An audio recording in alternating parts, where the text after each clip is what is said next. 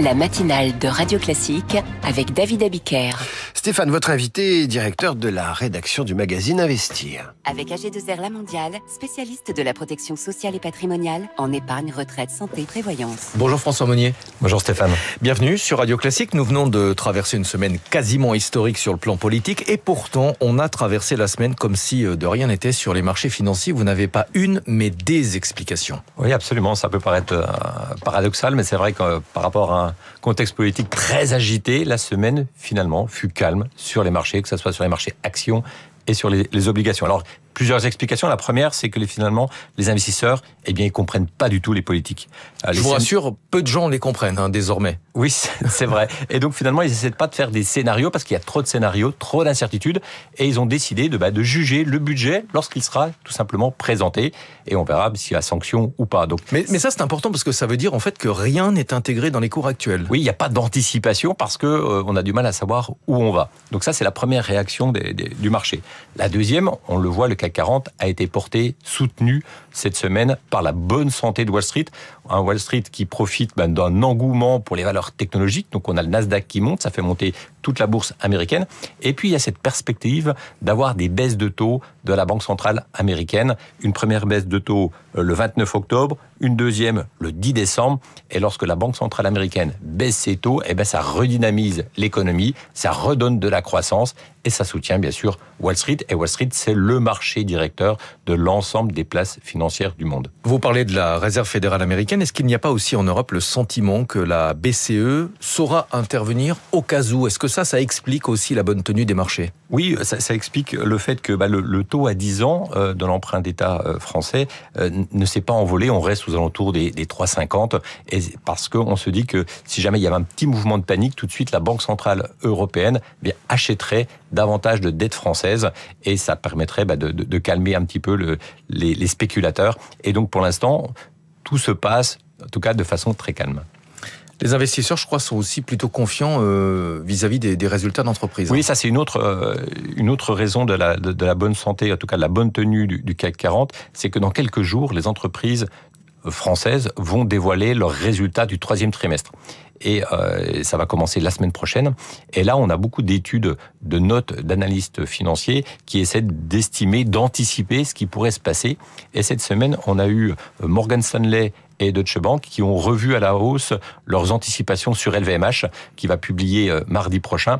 Et le fait que LVMH soit soutenu par des notes d'analystes et qui a réalisé le fait que LVMH passe une bonne semaine en bourse, ça a soutenu le CAC 40 parce que LVMH c'est la première pondération de l'indice avec une pondération de plus de 7%. Donc il y a une énorme influence de ce groupe sur l'ensemble de l'indice. Sujet éminemment polémique, mais est-ce que le marché se dit également qu'en cas de coup dur, la France saura parfaitement aller faire les poches des ménages les plus aisés? Oui, bien sûr, c'est la dernière raison, mais il ne faut pas la sous-estimer. C'est probablement la moins sympathique, mais il faut reconnaître que la France excelle dans le prélèvement de taxes et d'impôts en tout genre. C'est devenu un modèle pour de nombreux pays qui aimeraient récolter, en tout cas prélever plus d'impôts à leurs concitoyens.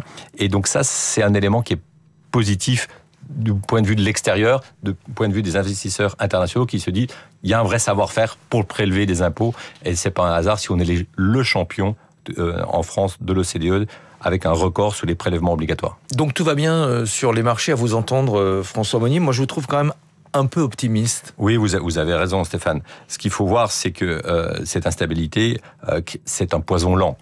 Ce poison, on peut le mesurer même avec les performances des indices. Depuis l'annonce de la dissolution le 9 juin 2024, le CAC 40 est stable. Il est resté stable alors que les autres places financières ont continué de se développer. On a Wall Street qui, depuis l'annonce de la dissolution, a gagné 26%. On a Londres qui a pris 16%. Milan s'est envolé de 26%. D'ailleurs, depuis le décrochage de la France, on voit qu'on se compare davantage à l'Italie qu'à l'Allemagne, parce que l'Allemagne, maintenant, semble être un peu trop éloignée des critères et des ratios français. Donc on le voit, les autres places financières se développent. Ça veut dire que les entreprises de ces pays-là prennent davantage de valeur, et donc on a une perte de compétitivité. Et lorsqu'il y aura des opérations de fusion, d'acquisition, où on paye en titres, eh bien la valeur des actions françaises devient un petit peu dévaluée par rapport aux concurrents internationaux. Il y a quand même un peu de nervosité sur le marché. On le voit avec le cours de l'or qui est vraiment la valeur refuge par excellence et qui a franchi cette semaine la barre des 4 000 $. On est un petit peu en dessous ce matin, 3 973 $ actuellement. Oui, on a un véritable engouement pour l'or qui gagne encore 50% cette année. C'est spectaculaire. Alors l'or profite, vous l'avez dit, c'est une valeur refuge qui profite de la stabilité politique, la difficulté de la France à établir un budget, mais on le voit aussi aux États-Unis. De l'autre côté de l'Atlantique, ils n'arrivent pas à se mettre d'accord entre démocrates et républicains pour établir un budget. Ils profitent bien sûr de la stabilité géopolitique, de la guerre en Ukraine. On a des banques centrales des pays du Sud qui achètent de l'or.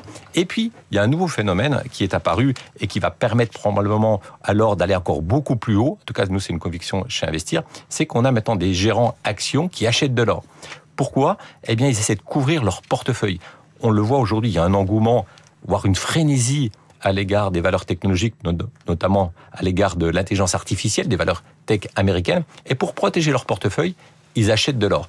Parce qu'ils font le calcul suivant que si jamais il y avait une formation d'une bulle, et là on commence un petit peu à en parler parce que il faut observer quand même que AMD, qui est le grand concurrent de Nvidia, a gagné 40% en quelques séances, simplement parce qu'il a dit qu'il allait travailler avec OpenAI de ChatGPT. Donc on le voit, il y a un peu d'irrationnel, et ça, les investisseurs essaient de protéger leur portefeuille, et ils achètent de l'or, et donc c'est un nouveau courant acheteur. Très vite, une réaction aux déclarations du Fonds monétaire international qui s'inquiète des niveaux de valorisation des valeurs de l'intelligence artificielle, justement. Oui, on peut se poser la question. Jusqu'à maintenant, la hausse s'était faite de façon saine, sensée. Elle reposait sur une croissance bénéficiaire. Et depuis septembre, elle repose plutôt sur des phénomènes d'annonce où on ne comprend pas très bien encore quel va être le niveau de rentabilité.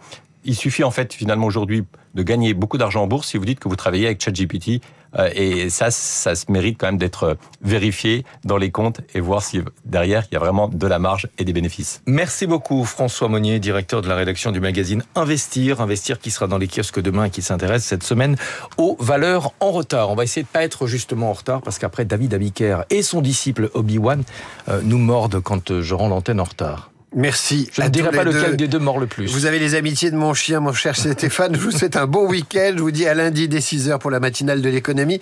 À suivre. Et si on parlait français, prenez votre bled, votre dictionnaire et votre Becherel. Voici Karine, 10 jours Radio Classique.